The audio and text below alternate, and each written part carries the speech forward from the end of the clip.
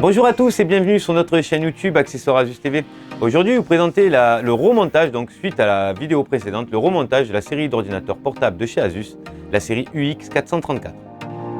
Donc voilà, on se retrouve pour le remontage de la série UX434 de chez Asus, sur lequel on va remonter le screenpad de l'appareil. Donc, je vous conseille quand même de faire relativement délicatement avec cet appareil. C'est quand même un écran, un screenpad. Ce n'est pas qu'un simple touchpad, mais c'est bien un écran. Donc, si vous venez à le casser, il faudra changer ça aussi comme écran. Donc, on va l'intégrer ici légèrement en diagonale et venir simplement le poser comme ceci. Je vais maintenant le revisser.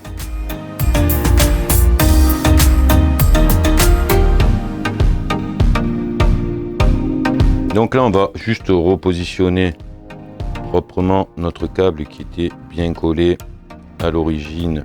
Voilà. On va venir ici repositionner notre carte de gestion du screenpad. Donc je vais bien sûr la brancher ici. Comme je vous disais, dans le démontage, il suffit de se mettre bien en face. Vous avez les trous. Une fois que vous êtes bien en face, vous clipsez. Voilà, c'est tout. Et je vais juste y remettre, donc bien sûr, les vis correspondantes. Voilà, pour la carte de gestion, je vais remettre bien sûr le plus proprement possible ici le sparadrap de maintien. Ouais, hop, comme c'était au début. Ah, ensuite, on a un petit ergot ici dans lequel il faut que la carte passe dessous pour être maintenue. Et je vais venir ici repositionner la vis qui la maintenait. Voilà, là je viens de remonter donc la petite carte de gestion du screenpad. Ensuite, je vais pouvoir commencer à monter ma carte mère.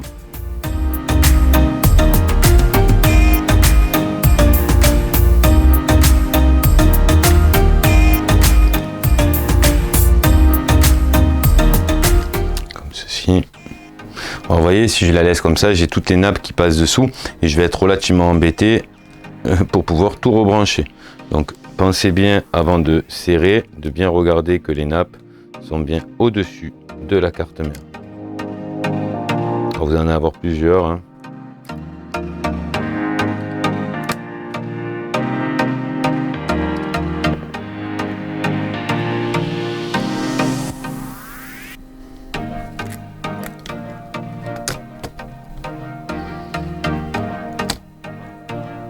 Et voilà pour le positionnement de la carte mère.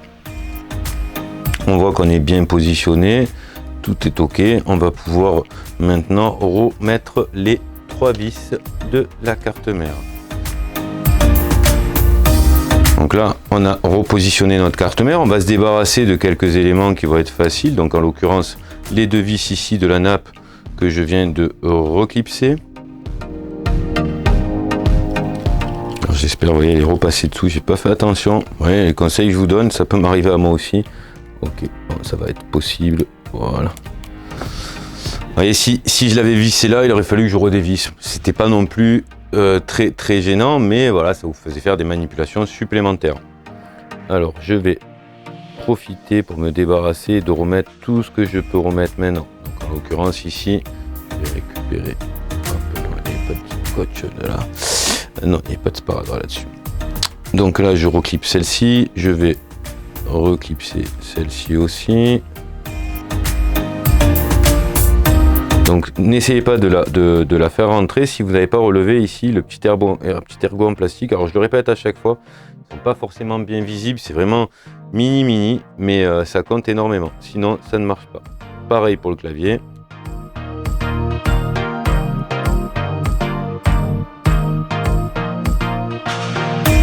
Et vous avez le petit trait de ça sert à rien d'aller plus loin, il n'ira pas de toute manière et je referme mon petit ergot.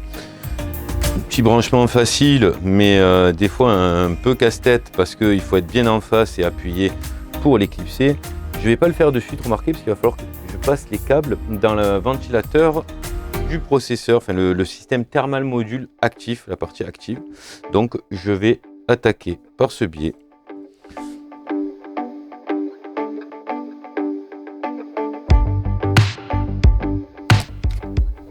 Je vais d'abord avant regarder que ça ne me gênera pas pour ma cartillo, qui elle logiquement est maintenue uniquement par les charnières et une seule vis. Je vais venir la positionner même avant, ok, avant même de visser mon thermal module. Ce n'est pas gênant, on peut le faire. Vous pouvez vous amuser à tout monter sans visser. Seul souci, c'est qu'après vous allez oublier de revisser des choses. Pour avoir essayé cette technique, donc là je mets simplement la seule vis qui maintient. Je vais pouvoir reclipser la prise puisque j'y pense. Voilà, hop. Je vais pouvoir après refaire passer les câbles dans le passage de câbles pour le Wi-Fi et venir y repositionner mes deux vis. Alors là maintenant je vais pouvoir repositionner mon passage de câble. Alors, le blanc c'est pas très grave, le noir est un peu plus long.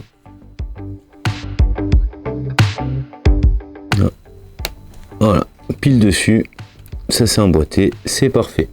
Allez, on va faire passer le noir maintenant. Voilà, ah, vous voyez la deuxième, elle était plus facile à reclipser. Je vais bien les faire passer dessous. Voilà, comme ceci. Voilà.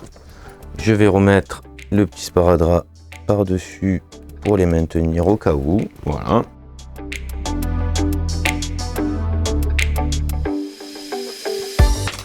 On va pouvoir bien sûr maintenant revenir mettre notre nappe de communication entre la carte IO et la carte mère, hein, donc comme je disais IO et motherboard.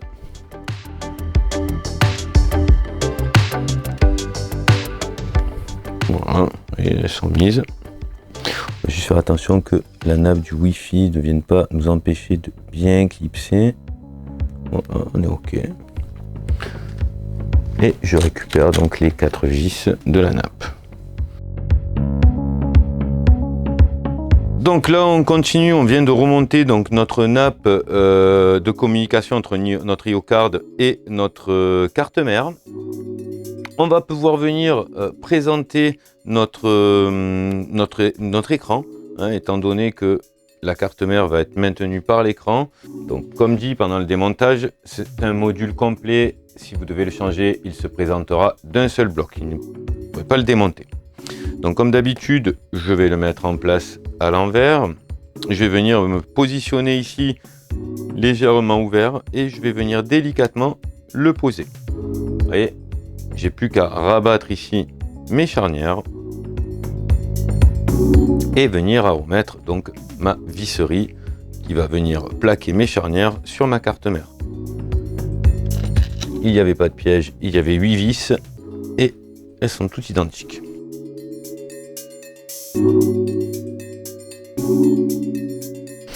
Donc voilà pour le remontage de l'écran. Je vais venir quand même rebrancher bien sûr les deux nappes de l'écran. Donc une ici, c'est un peu le même système. Les deux elles sont juste en fichier à droite. Hein.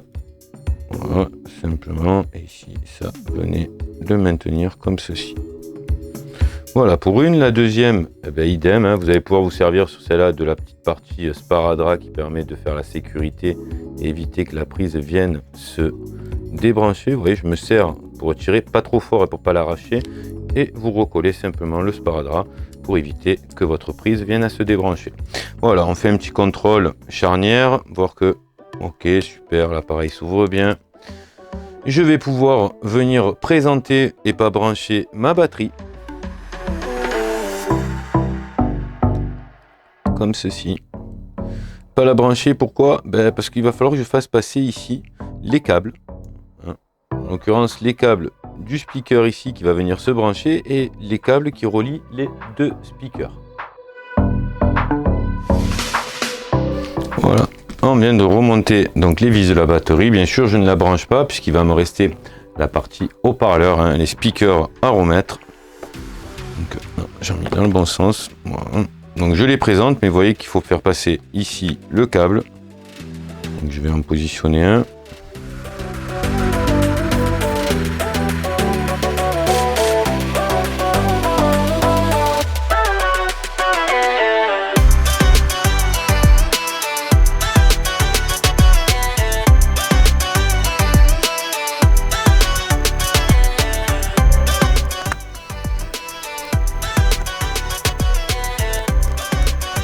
pour votre passage de câble des haut-parleurs. Nous venons de remonter donc les speakers sur la série UX434.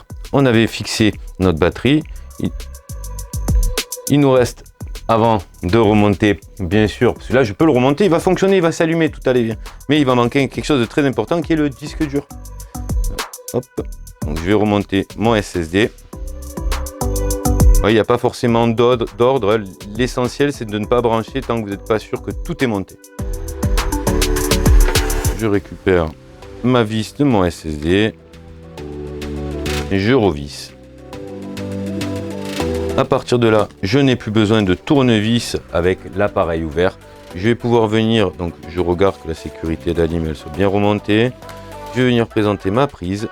Je referme ici la sécurité. Je vais venir juste, je dis bien juste et pas visser ici.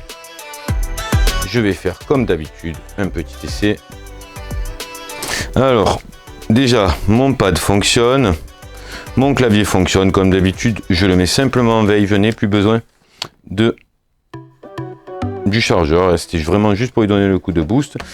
N'oubliez pas que vous avez une vis sous chaque patin qui sont en cruciforme. Donc avant de remettre votre embout Torx, je vous invite d'abord bien sûr à venir remettre ici les vis qui sont sous les patins avant de remettre les petites vis.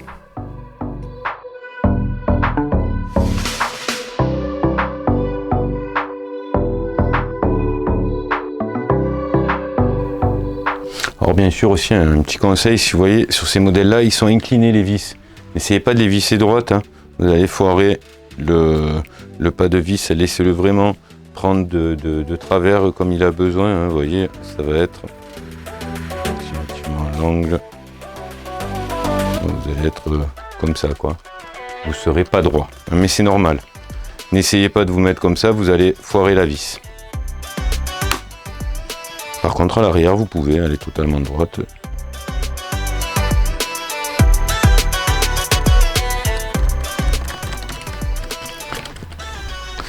Et voilà pour le remontage de la série UX434 de chez Asus. Voilà, merci d'avoir suivi cette vidéo. Comme d'habitude, j'espère que ça a été utile pour vous. N'hésitez pas à défoncer le pouce bleu, celui qui est vers le haut, pas celui qui est vers le bas. N'hésitez pas à vous abonner, n'hésitez pas à me poser des questions. C'est avec un grand plaisir que j'y répondrai et je vous dis à très bientôt.